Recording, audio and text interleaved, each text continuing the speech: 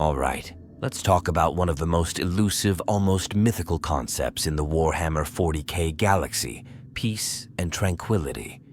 In a universe where war is the only constant, where empires rise and fall in the blink of a cosmic eye, where gods of chaos devour souls and Xenos factions clash endlessly for dominance, is there truly any place where one can find peace? Is there a corner of the galaxy untouched by war, where sentient beings can simply exist without fear, without oppression, without the looming shadow of annihilation? If you've ever pondered this question, you're not alone. Many fans of Warhammer 40k have debated whether true peace exists within the grim darkness of the far future. Some believe that peace is just another illusion, an interlude between wars rather than a lasting state. Others argue that, in rare and hidden places, tranquility can still be found. But is it real peace, or just the calm before another storm? To answer this, we need to dive deep into the known galaxy, from the oppressive rule of the Imperium to the seemingly harmonious worlds of the Tau, from the drifting craft worlds of the Eldari to the voids of deep space where only ghosts and echoes remain. Each offers its own version of peace, but at what cost? The Imperium of Man. If there's one place in the galaxy where the word peace is twisted beyond recognition, it's here. To the citizens of the Imperium, peace doesn't mean the absence of war. It means survival. It means obedience. It means living another day under the watchful, suffocating gaze of the Adeptus Terra, the Ecclesiarchy, and the Inquisition. It's a peace maintained by an iron grip, a peace soaked in blood, upheld by the threat of annihilation. Some would call it a necessary evil. Others would call it tyranny masquerading as order. From an outside perspective, it's easy to see why many believe the Imperium is the greatest oppressor in the galaxy. It controls 1 million worlds, each one forced into rigid compliance with the will of Terra. There is no room for debate, no space for dissent. The slightest hint of heresy, the smallest deviation from Imperial doctrine, and entire populations can be purged without hesitation. The Inquisition operates with absolute authority, exterminating anything and anyone that could pose a threat to the Imperium's fragile stability. Billions live in constant fear, not just of Xenos and chaos, but of their own rulers. And yet, for all its brutality, for all the nightmarish oppression, some still argue that the Imperium provides a kind of peace. A peace built on structure, on discipline, on the belief that order, no matter how cruel, is better than the chaos of anarchy. Without the Imperium's authoritarian rule, humanity would be consumed by the endless horrors of the galaxy. To the average Imperial citizen, peace isn't about happiness. It's about being alive and knowing that the Emperor's light still shines, however dimly, in the void. There's a popular debate among fans of Warhammer 40k about whether the Imperium's harsh methods are justified. On one hand, its policies are nothing short of fascistic. Billions are condemned to die in war, entire planets are stripped of their resources, and countless people are sacrificed daily to keep the Astronomicon burning. But on the other hand, could the Imperium survive any other way? A softer, more lenient government would crumble in an instant under the weight of external threats. The galaxy is not a kind place. It's a churning nightmare of war, mutation, and destruction. If the Imperium relaxed its grip, it would collapse. And if it collapses, so does humanity. This is where the question of peace gets complicated. Is peace simply the absence of war, or is it something more? If we define peace as the ability to live without fear, then the Imperium fails on every level. But if peace is defined as stability, as the continued existence of humanity against overwhelming odds, then perhaps the Imperium does provide it in its own horrific way. It is a peace of submission, of silence, of unwavering faith in the Emperor. And let's be honest, most people in the Imperium don't even know any other way to live. To them, this is just reality. You wake up, you work, you obey. You don't ask questions because questions lead to doubt, and doubt leads to death.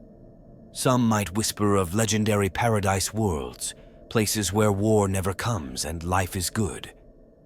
But for the vast majority, those are just fairy tales. The only peace they will ever know is the peace of total compliance, or the peace of the grave. One of the darkest ironies of the Imperium is that even its most secure, well-defended worlds are never truly safe. Hive cities are festering labyrinths of crime, political intrigue, and hidden cults waiting for the perfect moment to strike. Nobles plot against each other in endless games of power, while the working class lives and dies in the bowels of industry, toiling away to feed the war machine. Even Holy Terra itself, the very heart of the Imperium, is not immune to internal strife. Assassinations, sabotage, heretical movements. Peace is an illusion, maintained only by the brutal efficiency of imperial law. And what about the billions of soldiers who fight and die for this so-called peace? The Astra Militarum, the Space Marines, the endless ranks of the Adeptus Arbites, and the Inquisition, none of them are fighting to create a better future. They fight to preserve the status quo, to hold the line against the darkness pressing in from all sides. The Imperium isn't trying to build a utopia. It's trying to survive one more day, one more decade, one more millennium. It's not a civilization striving for peace. It's a war machine fueled by faith, fear, and flesh. So, can there be peace in the Imperium? Maybe, but only in the most twisted, paradoxical sense. Peace through domination. Peace through extermination. Peace through total and absolute obedience. It's a world where freedom is sacrificed for survival, where fear is the glue that holds humanity together. Some might say that's not peace at all. Others would argue that, in a galaxy where the alternative is extinction, it's the only kind of peace that matters. The Imperium is many things: glorious, wretched, terrifying, but peaceful? Never. It is a place where peace is just another word for control, where tranquility exists only as the silence before the next great war. To live in the Imperium is to live under the shadow of its vast and merciless machinery, to march forward because stopping means death. The Emperor's light may guide humanity, but it is a harsh and burning light, one that sears away anything that does not conform. If peace is the absence of war, then the Imperium has failed. But if peace is the ability to endure, to hold the line no matter the cost, then perhaps it has succeeded in ways no other faction ever could. Either way, for those who live beneath its banner, peace is not a dream. It is a mandate. And in the grim darkness of the far future, that is the closest thing to peace they will ever know. If there's any faction in Warhammer 40K that dares to dream of peace, it's the Tau. Unlike the Imperium, which thrives on war and oppression, the Tau Empire presents itself as an enlightened, forward-thinking civilization where cooperation, unity, and progress reign supreme. Their entire society is built around the concept of the greater good, a philosophy that preaches harmony among all species willing to submit to Tau rule. No forced labor camps, no genocidal purges, or so they claim. No fear of the Inquisition knocking on your door in the middle of the night. Instead, you get clean, advanced cities, structured governance, and a clear sense of purpose. Sounds almost too good to be true, right? Well, maybe that's because it is. There's an ongoing debate among fans about whether the Tau Empire is a genuine utopia or just another form of authoritarian control wrapped in a shinier, more optimistic package. On the surface, their worlds look like the closest thing to paradise that 40K has to offer. The air is clean, the cities are well organized, and there's a sense of progress that the Imperium could never hope to match. The Tau don't just stagnate like humanity. They innovate, they adapt, they advance. Their society is structured to ensure efficiency and purpose for all, with each caste playing its role to maintain stability. Unlike the Imperium, which relies on brute force and superstition, the Tau rely on logic, diplomacy, and technology. But here's where things start to crack. While the Tau preach unity and coexistence, it's clear that their version of peace only applies if you fall in line with their ideology. Their worlds are peaceful because they are controlled, not with fear, like the Imperium, but with careful social engineering. Every Tau is born into a caste system that dictates their role in society. The ethereal caste, their ruling class, holds absolute authority, and their word is law. There's no questioning their leadership, no challenging the system. The Tau accept this without hesitation, seemingly out of pure devotion to the greater good.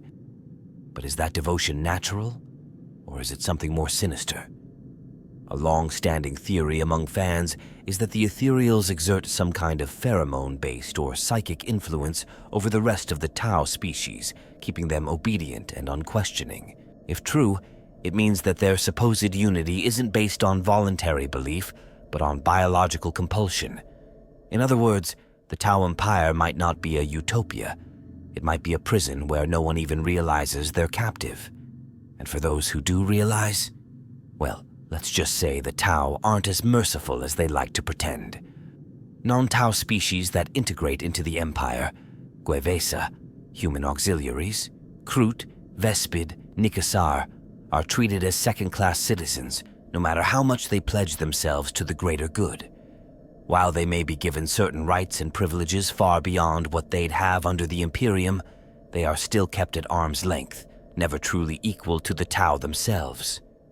And when a species resists the greater good, the Tau have no problem using force. Their fire caste is just as brutal as any Imperial force when it comes to crushing dissent. If a planet refuses their offer of peace, they will bring it to heel, either through overwhelming firepower or through more insidious means like propaganda, subterfuge, and cultural erasure. This is where the propaganda angle comes in. The Tau need to maintain the illusion of peace, not just for their own citizens, but for the species they hope to absorb into their empire. They don't just conquer, they convert. Their military strategy often involves sending diplomats first, followed by trade agreements, followed by voluntary assimilation. Only when all else fails do they resort to outright warfare. Compared to the Imperium's usual strategy of burn everything to the ground, this can seem almost benevolent. But make no mistake, the Tau still expand through force, they just do it with a smile instead of a chainsword. So, is there true peace in the Tau Empire? In a way, yes. If you're Tau, if you accept your role, if you never question the system, you might genuinely live a good life. Compared to the nightmare of the Imperium, it's absolutely an improvement. The average Tau citizen likely does experience something close to peace and security.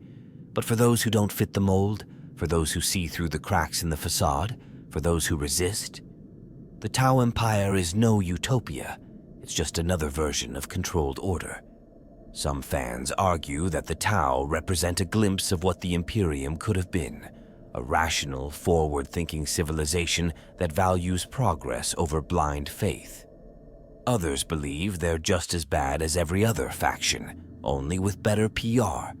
Either way, the idea that the Tau live in peace is only true if you accept their definition of it. In a galaxy ruled by war, they may be the best of a bad situation, but they are still part of the machine. Their peace is conditional, their tranquility is manufactured, and their utopia is not as perfect as they claim. If the Imperium's peace is one of fear, the Tau's peace is one of control. And in the end, both demand the same thing: absolute obedience. If there is one place in the galaxy that seems to embody the idea of peace, at least on the surface, it's the craft worlds of the Eldari. These massive, self-sufficient, star-faring cities drift through the void like islands in a sea of war, their elegant structures a stark contrast to the brutal, industrial horror of the Imperium or the grim efficiency of the Tau. For those lucky enough to live within their crystal spires and walk their serene, carefully cultivated paths, life may seem like the closest thing to paradise that still exists in the 41st millennium. But the truth is, this peace is fragile. It is not a peace of stability, but of desperate survival, of delaying the inevitable. The Eldari of the craft worlds are the last remnants of a once great civilization, one that once ruled the galaxy with unrivaled power and arrogance. That empire is long gone, shattered by its own decadence, its core world swallowed by the nightmare of the Eye of Terror. Now, the craft worlds are all that remain, a people in exile, forever running, forever haunted by the sins of their past. And that's the first thing to understand about Eldari peace. It is not peace at all. It is a slow death. Many fans debate whether the craft worlds are truly a sanctuary or just another kind of prison. On one hand, they do offer a kind of tranquility that is nearly impossible to find elsewhere in the galaxy.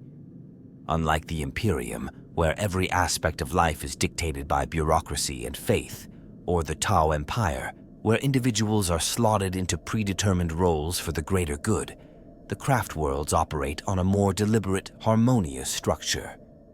The path system ensures that no one falls into excess or recklessness, guiding every Eldari into a life of discipline and purpose. It is a society carefully engineered to prevent the kind of hedonistic decay that led to the fall. But what makes the path system so effective is also what makes it suffocating. An Eldari must dedicate themselves wholly to their chosen path, whether it be war, artistry, or some other pursuit. It is not just a career. It is a way of life, one that must be followed with absolute devotion.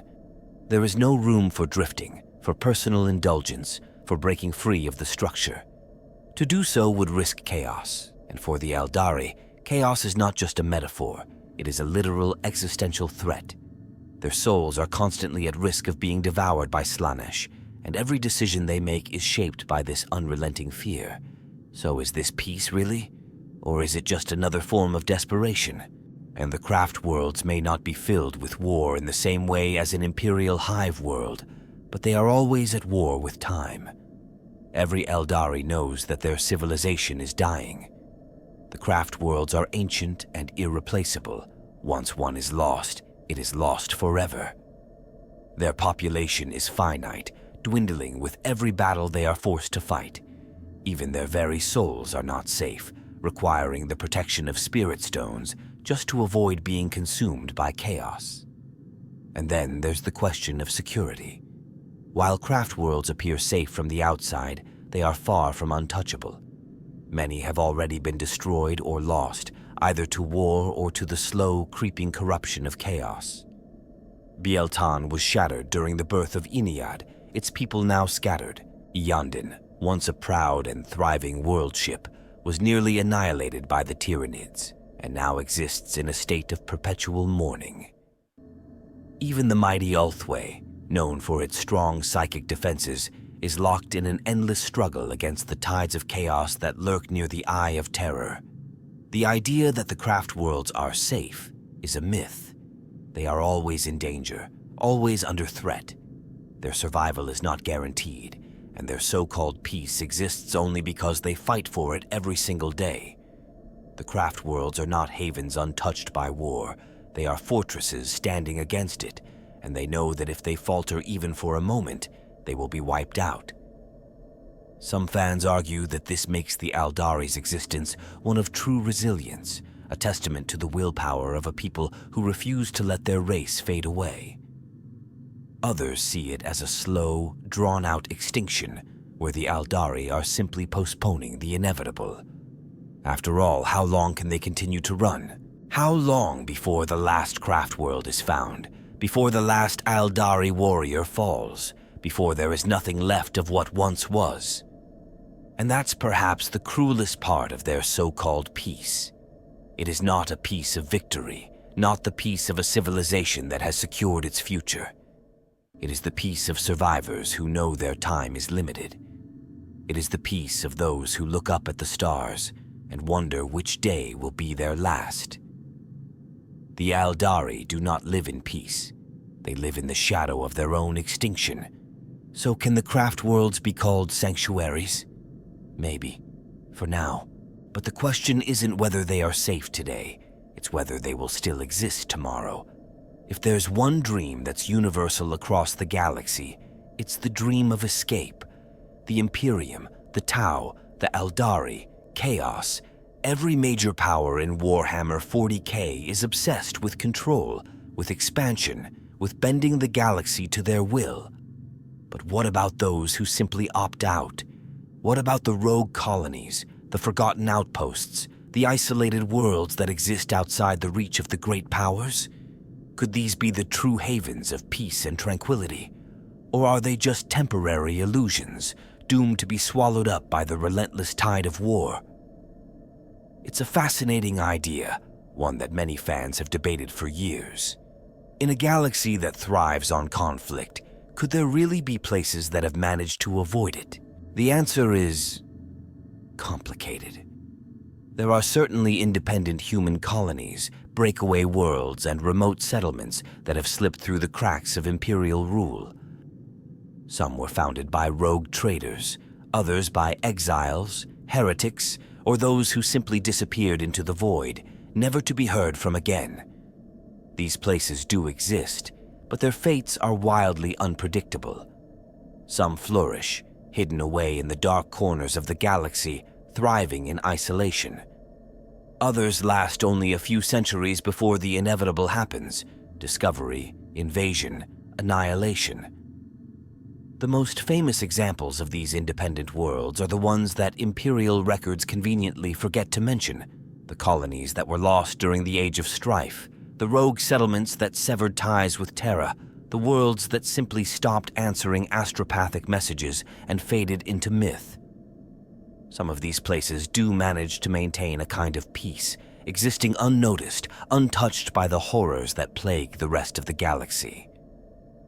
There are legends of entire human civilizations out there that have never known the Imperium, never been conscripted into its wars, never had to whisper prayers to a corpse on a throne.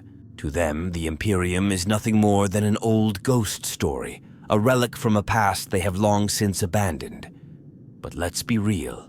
The odds are stacked against them. The galaxy is not kind to those who try to remain independent. A world that goes unnoticed for millennia can at any moment be discovered, and when that happens, it rarely ends well. Maybe an Imperial patrol stumbles upon them, and suddenly they're being forcibly reintegrated into the Imperium, their leaders executed for heresy, their culture erased in the name of the Emperor. Maybe the Tau extend a hand, offering peace and progress, only to subtly reshape their society into yet another cog in the greater good. Maybe worse things find them: Chaos warbands, Genestealer cults, Dark Elder raiders, or simply bad luck in the form of a Tyrannid splinter fleet that happens to drift too close. And yet, despite all of that, some of these autonomous worlds do manage to persist. The most successful are the ones that have figured out how to stay hidden.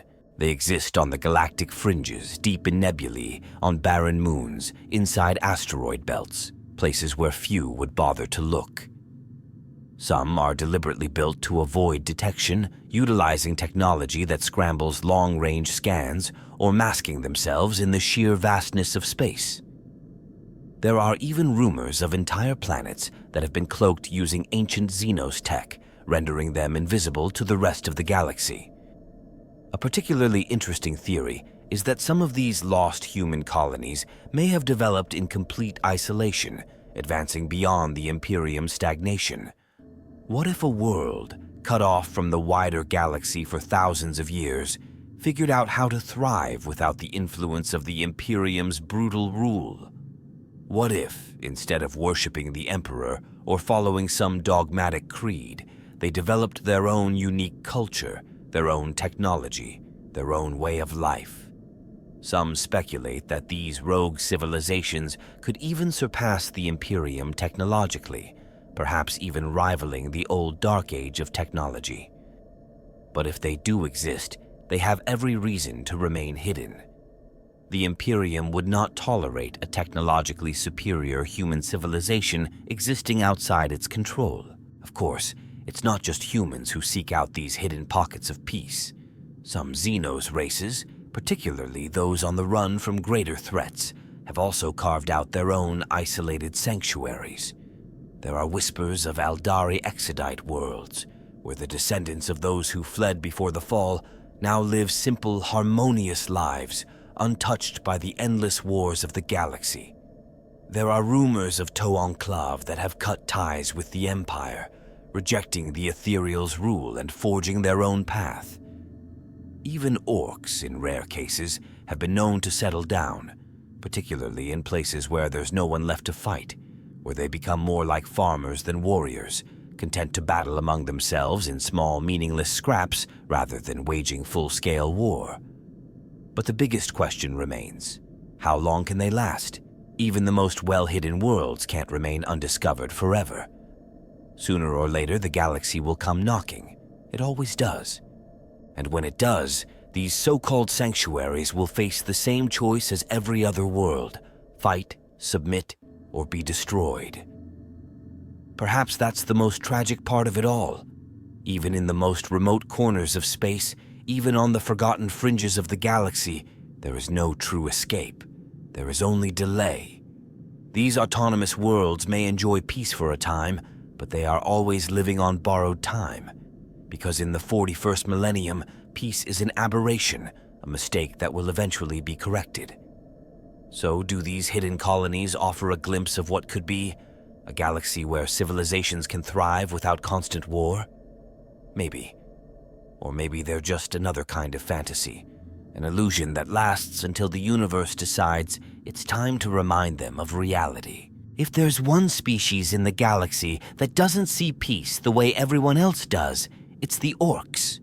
For humans, Eldari, Tau, and pretty much every other sentient race, peace is about not fighting, about safety, about having a place to exist without fear. But for orcs, peace is war. And not in the way the Imperium wages endless battles to ensure its survival, or in the way chaos fights for destruction and domination. No, for orcs, war isn't a means to an end. It is the end.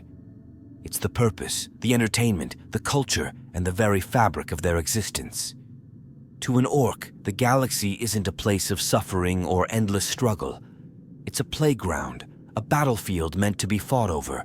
Orcs don't see war as a tragedy, a horror, or even a duty. They see it as fun. It's what they were made for, and it's what they live for. And that raises an interesting question. If a species is biologically and psychologically designed to love war, is that not, in some twisted way, its form of peace? This idea has sparked a lot of debate among fans. Some argue that orcs, in their own way, are the only truly content species in the galaxy. Unlike the Imperium, which is constantly struggling to hold itself together, or the Eldari, who are drowning in regret and existential dread, orcs don't worry about the future. They don't suffer from doubt, from fear, from the weight of history pressing down on them. They don't agonize over philosophy or politics. They just do what comes naturally, and they do it with an enthusiasm that's almost enviable. Orc society, if you can call it that, functions on one simple principle: the strongest leads, and everyone else fights until they either win or die trying. There's no bureaucracy, no politics, no endless rules and dogma. It's an existence stripped down to the barest essentials, a world where strength and joy are one and the same. The idea of orcish peace isn't about the absence of conflict. It's about constant, endless action, a world where every orc gets to do exactly what they love: fight, build, smash things, and fight some more. Think about it. Orcs don't have civil wars in the way humans do. Sure, they fight each other all the time, but that's not conflict in the way other species understand it. It's how they bond, how they establish hierarchy, how they keep life interesting. An orc that isn't fighting is either fixing up a new gun, painting his favorite chopper red to make it faster, or getting ready for the next big scrap. It's not struggle, it's joy. This is where it gets really wild. Because of their unique biology and mindset, orcs might be the only species in the galaxy that is genuinely happy. There's no anxiety about the future, no depression over lost glory, no political backstabbing or societal collapse. Even when an orc dies, it's usually doing what it loves most: charging headfirst into battle, yelling at the top of its lungs, bashing some poor enemy's skull in before getting its own head blown off. And when that happens, more spores get released, more orcs pop up, and the cycle continues. No mourning, no tragedy, no lost potential, just more orcs ready to keep the Wah going. That's not to say that orcs are invincible or untouchable. Plenty of warlords have been wiped out, plenty of Wahs have been crushed before they could reach their full potential. But it doesn't matter to the orcs. They don't keep score. They don't care about revenge, legacy, or lost causes. There's always another fight, always another boss to follow, always another enemy to crump. Their peace is absolute because it doesn't depend on anything staying the same. It's built on chaos, on movement, on the idea that as long as there's something to fight, life is good. Of course, this also means that orcs can never truly win in the traditional sense. They don't conquer planets to build empires. They don't fight to secure resources or territory. If they ever actually won and wiped out all opposition, they'd just turn on each other until something else showed up to fight. They are, in many ways, the perfect expression of eternal war, a race for whom peace and conflict are the same thing, where there is no separation between purpose and pleasure. Some fans have even gone as far as to argue that, in some twisted way, the orcs might have the best life in the galaxy. They don't suffer under oppression, they don't fear death, they don't live in misery or regret. They don't even need material wealth or advanced technology. They just make what they need out of whatever's lying around, fueled by sheer belief that it'll work. They don't just survive, they thrive, and they do it with a kind of enthusiasm that no other species can match. But the real kicker? Orcs don't even know that what they have is special. They aren't aware that the rest of the galaxy is drowning in misery. They don't stop to think, hey, maybe we're actually the only ones who have it figured out. They don't need to. They just keep doing what they've always done, and they'll keep doing it long after every other civilization has burned itself out. So is there peace in the orc way of life? It depends on how you define peace.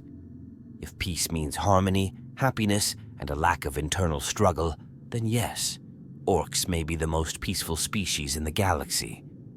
If peace means the absence of war, then no, because for orcs, war is peace, and peace is war. And honestly, that might be the most pure, honest existence in the entire grim darkness of the far future. If there's any place in the galaxy that should, at least in theory, be free from war, it's the Great Void. Those vast, empty spaces that stretch between the major empires, the unclaimed and often uncharted blackness where no rulers hold sway. Here, there are no Imperial tithe fleets, no Tau expansion campaigns, no Eldari raids, no Orc Wachs rampaging across systems. Just the endless void, stretching out forever. No war, no rulers, just silence, freedom. But is that truly peace? Or is it just a different kind of horror? The idea of escaping into the deep void of space has always been romanticized. In a galaxy where life is defined by war, the thought of slipping between the cracks, of living in some quiet, hidden corner where no one will ever find you, is undeniably appealing. And in fairness, there are those who manage to do just that. Rogue traders, lost human colonies, independent voidfarers, pirate enclaves, people who have somehow avoided the all-consuming grasp of the great factions. Some of them live off the wreckage of past battles, salvaging what they can from dead ships and derelict stations. Others have found truly isolated systems, places where they can carve out a simple, quiet existence, away from the madness of the wider galaxy. But the void is not empty. It is never empty. Even in the farthest reaches, in the places untouched by war, there is always something lurking in the darkness. It could be Xenos predators, ancient threats that have long since faded from history books, but still prowl the cold void, waiting for the unlucky. It could be something worse, things that even chaos dares not name, forgotten horrors from an age before humanity, before the Eldari, before even the Necrons. And then there's the simple fact that the void is not meant for life. There's a reason civilizations cluster around the stars, why empires fight so desperately over planets. Space is hostile, not in the way an enemy fleet is hostile, not in the way an orc war boss is hostile. It's hostile in the way a lifeless abyss is hostile. If something goes wrong, if your ship's generator fails, if your oxygen runs out, if your navigational cogitators glitch and leave you stranded, you die alone in the freezing dark with no one to hear you scream. Some fans argue that the Great Void is the only true peace in the galaxy because it is beyond war, beyond politics, beyond the petty struggles of empires. Others see it as the ultimate death sentence, a place where peace exists only because there is no one left to fight, where silence isn't tranquility. It's a grave. One of the most unsettling ideas is that there are places in the void where things wait. There are ships that drift for thousands of years, entire fleets lost in the warp, only to reappear, empty and silent, their crews vanished without a trace. There are rumors of ghost stations, ancient constructs floating between the stars, filled with the relics of civilizations that no longer exist. No one knows where they came from, and no one who investigates them ever seems to return. And then there's the most terrifying thought of all, that the deeper you go into the void, the more likely you are to find something that was never meant to be found. The Imperium, the Tau, the Eldari, they all fight over the same regions of space. They all cling to the habitable zones, the places where life can exist. But what about the places they avoid? What about the black gulfs of nothingness where no one goes, where no warp routes exist, where even the navigators whisper of things best left alone? Some believe that true peace must exist somewhere out there, hidden away in a system so remote that war has never touched it. A planet where a small, forgotten colony thrives, cut off from the madness of the galaxy. Maybe that's true. Maybe, somewhere in the vast and empty dark, there are worlds where people live their lives free, without fear of conscription, of exterminatus, of demon incursions, or Xenos invasions. But the void has a way of reminding those who try to escape that nothing stays hidden forever. Maybe it's a simple mistake. An Imperial patrol scanning a random sector, an orc warband stumbling onto a warp anomaly, a chaos sorcerer feeling the faintest psychic ripple from a world that should not be. Maybe it's something worse, something not of this galaxy, something that wakes up when it hears the whisper of life in the silence. Peace in the void is a temporary illusion, a fleeting breath before something finds you. Because in the 41st millennium, everything is hunted. Even the stars themselves are dying. And if you're alone in the void, with no one coming to save you, you may just realize that silence was never peace. It was just the sound of something waiting to strike. If there's anyone in the galaxy who truly understands what it means to live free, it's the exiles, the renegades, and the ghosts who slip between the cracks of history. These are the ones who refuse to bend the knee, whether to the Imperium, Chaos, or any of the Xenos empires that carve up the stars. They are the ones who walked away, disappeared into the void, erased themselves from records, and somehow managed to stay hidden. In a galaxy where everything is owned, ruled, or consumed, these are the people who exist on the fringes, dodging patrols, staying one step ahead of annihilation. But is that really freedom? Or is it just a different kind of prison? There's no single way to become an exile. Some are born into it, raised on rogue trader vessels or in hidden colonies that never knew the weight of an imperial tithe.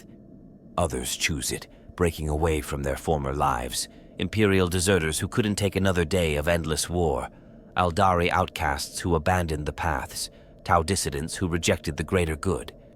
And then there are those who had no choice, who were cast out, declared renegades, hunted for crimes real or imagined. For many of these wanderers, the only law is survival. Some become mercenaries, selling their skills to whoever pays best.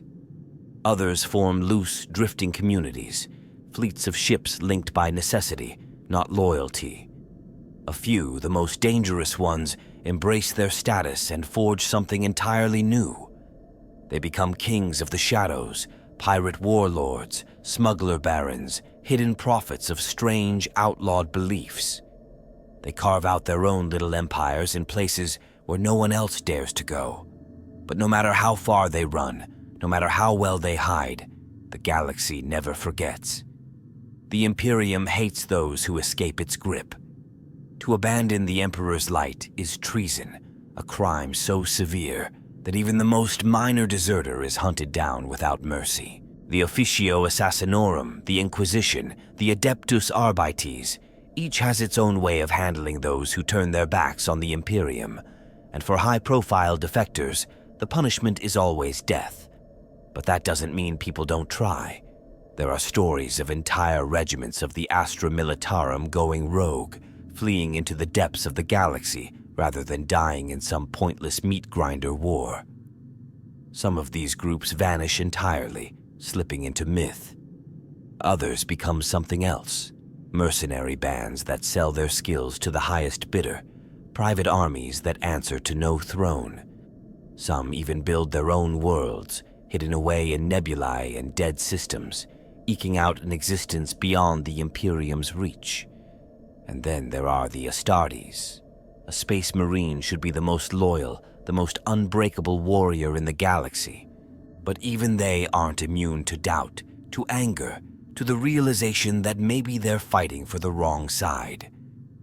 Some Marines, when faced with the horrors of the Imperium, refuse to fight for it any longer, but neither do they fall to chaos. These renegade chapters exist in a state of perpetual limbo, hunted by the Imperium, distrusted by everyone else, surviving only by sheer will and firepower. Some try to become something greater, to forge a better version of humanity's destiny. Others simply fight to exist, taking whatever jobs, whatever alliances will keep them afloat for another day.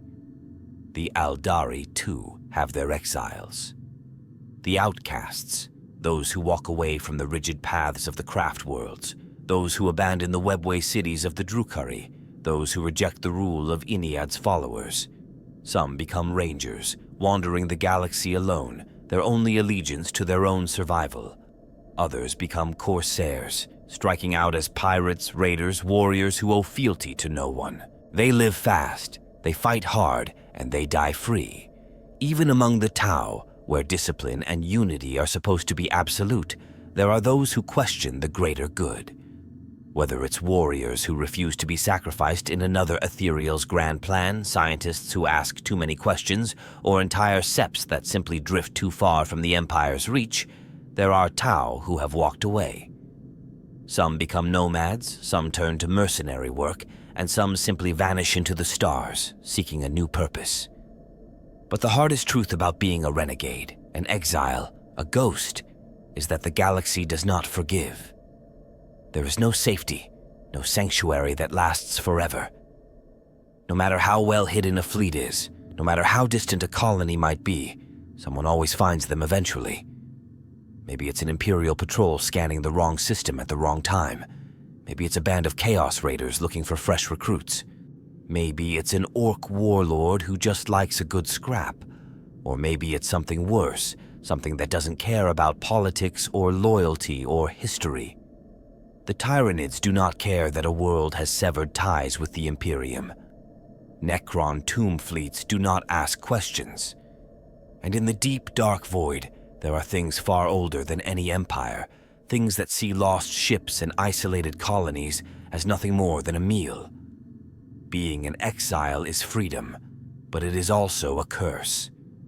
There is no grand plan, no empire to protect you, no safety net. There is only the next fight, the next desperate maneuver to stay alive. And for some, that's enough. They would rather burn out as free men and women than live one more day under someone else's rule. But in the end, the galaxy always catches up, because in the 41st millennium, there is no true escape. There is only the illusion of it, the dream of freedom before the darkness swallows you whole. There are places in the galaxy where war has stopped, not because peace was won, but because there is no one left to fight.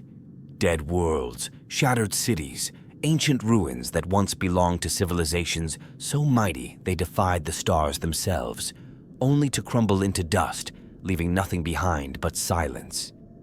These places should be peaceful. They should be the only true sanctuaries in a galaxy where life is synonymous with suffering. But are they? Or is the absence of war just another form of horror? The galaxy is littered with the bones of the past. The Necrons alone left behind countless tomb worlds, vast underground labyrinths of sleeping warriors and forgotten technology, waiting for the day they will rise again. Some of these worlds are still dormant, their slumbering masters undisturbed for millions of years. To the untrained eye, they look like desolate wastelands, planets where nature has reclaimed its hold, where nothing stirs but the wind and shifting sands. But the silence is a lie. The moment someone steps too close, the tomb awakens, and the world that seemed so still becomes a killing ground.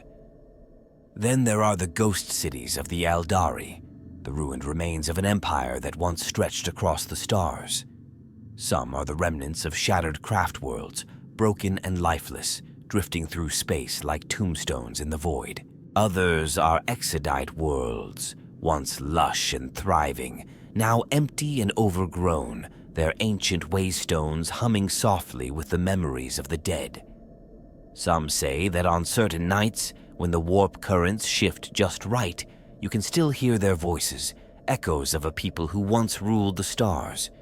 But that's just a myth, or at least it should be. And of course, there are the lost human worlds, places swallowed by the tides of history. Some fell during the Age of Strife, cut off from Terra for millennia, their people slowly fading into obscurity. Others were wiped clean by the Imperium itself, entire planetary populations erased by exterminatus, leaving behind nothing but burned-out husks and radioactive wastelands. These worlds are silent, yes, but it is the kind of silence that feels wrong, that presses against your skull and makes you wonder if something is still watching. Some of these places hold secrets that were never meant to be uncovered. There are reports of ancient Xenos ruins, places so old that even the Necrons do not remember them. Some scholars believe they belong to the Old Ones, the ancient architects of life in the galaxy, whose knowledge was beyond anything the Imperium or the Mechanicus could comprehend. Those who seek these ruins rarely return. The few that do speak of impossible structures, of walls that whisper, of statues that seem to move when no one is looking. And then, there are the places that were never meant to exist at all. There are planets that don't appear on any chart, worlds that should not be there, and yet they are. Some have structures that defy explanation, cities made of unknown materials, buildings that seem to rearrange themselves when unobserved. Some explorers, driven by greed or curiosity, try to map these places, to claim their secrets. None of them ever manage to explain what they found. Some never make it back at all. Even the Imperium, with all its arrogance and bluster, knows there are places best left alone. The Ordo Xenos, the Inquisition, even the Mechanicus, all of them have files full of planets that have been quarantined, sealed away, marked as forbidden. Some hold weapons too dangerous to be wielded, relics of dead empires that could unmake reality itself. Others are sites of unexplainable horrors, places where the laws of physics break down, where time does not work correctly, where something else seems to be waiting. Some say these dead worlds hold true peace, that they are the only places in the galaxy where war has finally stopped. But the truth is, the galaxy does not forget. Nothing stays buried forever. No matter how still a world seems, no matter how long it has been left untouched, something always wakes up eventually.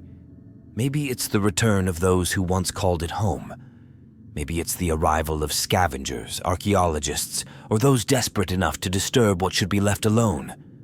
Or maybe it's something else entirely, something that never truly died. Because in Warhammer 40K, peace is never truly peace. It is always the calm before something far worse. When the Great Rift tore the galaxy in half, whatever fragile illusion of stability still remained shattered completely. The Imperium, already teetering on the brink, was suddenly divided into two, with one half still basking in the Astronomican's light and the other cast into utter darkness. Every faction, every world, every being that called the galaxy home felt the change, whether they wanted to or not. And the biggest question that remains is simple. Did peace survive? Is there still anywhere that can be considered safe? The truth is, it depends on what you mean by safe. If we're talking about places where war isn't happening constantly, then yes, there are still a few isolated corners of the galaxy that aren't completely engulfed in bloodshed. But if you're looking for a place truly untouched by the horrors of the 41st millennium, then the answer is clear. No, there is nowhere left to run. The Imperium itself is now divided into two fractured realms. The Imperium Sanctus, the portion of the Empire still connected to Terra, is the closest thing to stable that remains. If anywhere could be called safe, it's here, where the light of the Emperor still shines, where the High Lords of Terra still have some semblance of control, and where Guilliman's Indomitus Crusade has managed to reinforce much of the crumbling infrastructure. But even here, peace is an illusion. Peace.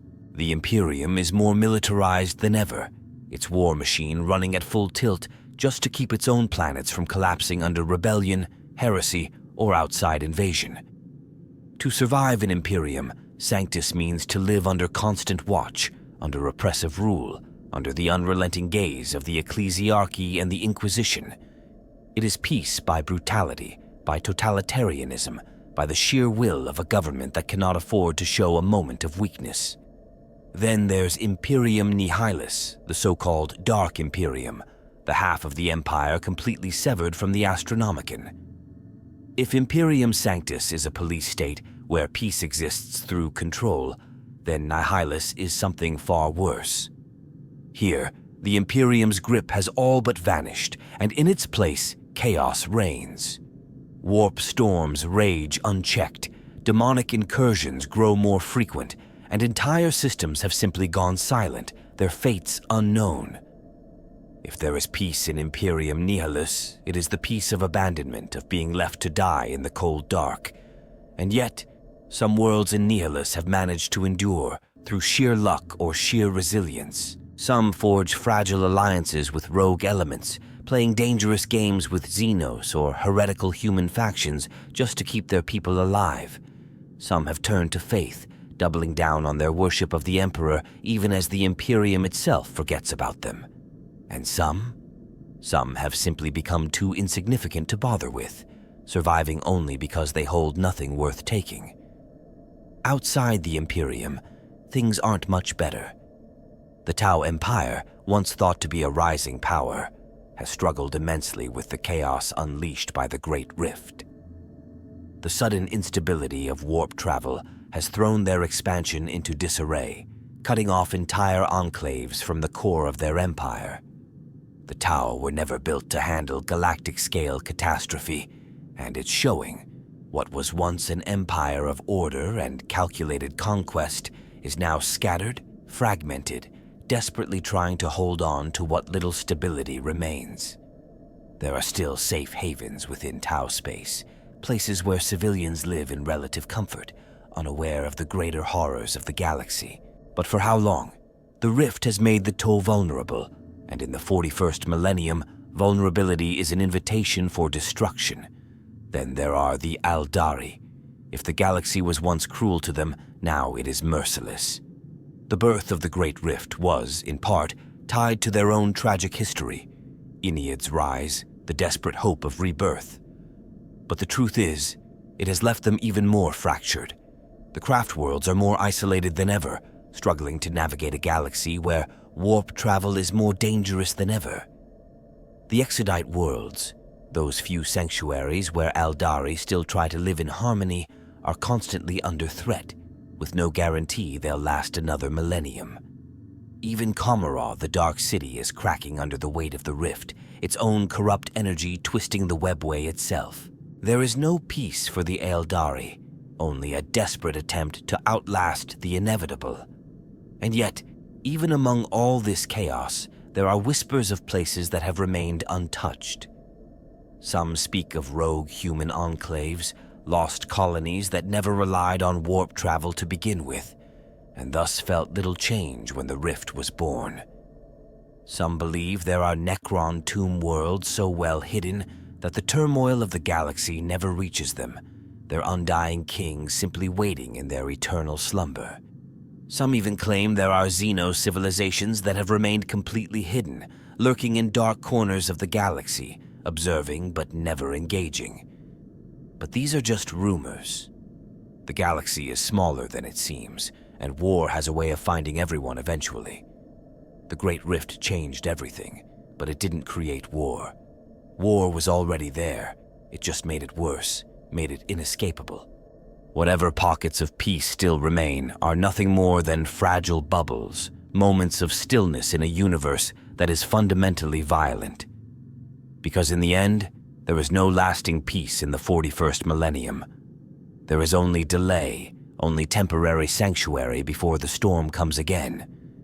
Some may pretend otherwise, may believe their worlds are safe, untouched, hidden. But the rift was a reminder of the truth. The galaxy always finds a way to remind you that nowhere is truly beyond its grasp. Peace. It's a concept that barely holds meaning in the grim darkness of the 41st millennium. The galaxy doesn't rest, it doesn't pause, it doesn't breathe. It simply grinds forward, an endless cycle of war, death, and rebirth. Every faction, every species, every single being that calls this galaxy home is caught in that cycle, whether they want to be or not. Some fight to survive, some fight to conquer, some fight because they don't know anything else. And some fight because, deep down, they've accepted the truth. There is no alternative. The search for peace in Warhammer 40K is a cruel joke, a twisted paradox. The closest thing to peace that exists in the Imperium is submission, absolute unwavering loyalty, surrendering everything in service to a cause that does not care whether you live or die.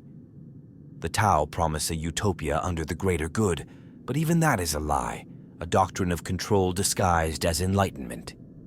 The Eldari once had peace, but it slipped through their fingers like sand, leaving them in an eternal nightmare of their own making. Even the orcs, who live in a state of constant battle, have their own twisted form of contentment, because for them, war and peace are the same thing. So, is it even worth asking the question, is there anywhere left in the galaxy where peace truly exists? Or is it nothing more than a relic of a forgotten age, an idea that has no place in a universe that only knows suffering? Some fans argue that there must be something, somewhere, a lost world, a hidden colony, a rogue fleet that slipped through the cracks and found a way to live without the endless march of war. Maybe they're right. Maybe, in the infinite vastness of space, there are still places where people wake up without fear, where battles are nothing more than distant stories. But even if such places exist, they are not the rule. They are the exception. And exceptions in this galaxy do not last. Because peace is fragile, and the galaxy is full of things that love to shatter fragile things. The real question isn't whether peace exists, it's whether it matters. Because in a world where war is the constant, where conflict is written into the very fabric of reality, those who search for peace are often those who end up dying first. The Imperium cannot afford peace, it survives through war. The Tau cannot afford peace, it spreads its empire through conquest. The Eldari cannot afford peace, their very existence is a desperate attempt to avoid extinction. But maybe peace isn't about a place. Maybe it's not about finding a world untouched by war, a sanctuary hidden in the void. Maybe, in the end, peace is about the moments in between, the stolen seconds of silence before the next battle, the camaraderie of soldiers sharing a quiet drink before they march off to die, the stillness of a rogue trader staring out into the endless void, knowing that, for just this moment, no one is chasing them. Maybe that's all there ever was. Maybe that's all there ever will be. Because in the 41st millennium, peace is not a place. It is not a goal. It is not a future that can be reached. It is a flicker in the dark, a brief reprieve, a fleeting illusion before the war calls once more. And maybe, just maybe, that's enough. What do you think? Do these ideas make sense, or do you have your own perspective on where true peace might exist in the galaxy? Share your thoughts in the comments below. I'd love to hear your take. And if you enjoyed this video, don't forget to like, subscribe, and turn on notifications so you never miss an upload. Thanks for watching.